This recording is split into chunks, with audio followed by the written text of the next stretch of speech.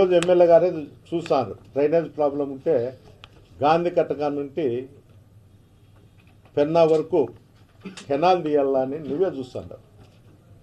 నువ్వు టౌన్లో డ్రైనేజీలు ఎంత తీసినా కూడా ఊరు బయట ఉన్నటువంటి వంకలు పూడిస్తే డ్రైనేజ్లో నీళ్లు కూడా మళ్ళీ ఊర్లో రోడ్ల మీద పోవాల్సిందే తప్ప వేరే విధంగా ఉండదు.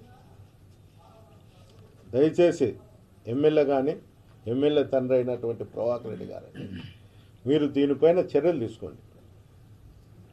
ఈ రెడ్ బుక్ రాజ్యాంగము ఇంకోటి ఏముండదు.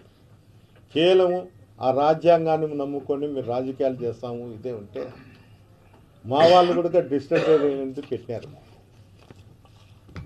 అంటే ఈ సంస్కృతి ఎట్లుంటుందంటే గతంలో ఫ్యాక్షన్ నుండి గ్రామాలకు పోతూ చంపుకుంటూ కొట్టుకుంటూ పోయేవాళ్ళు. ఈరోజు రాజకీయాలను అడ్డం పెట్టుకొని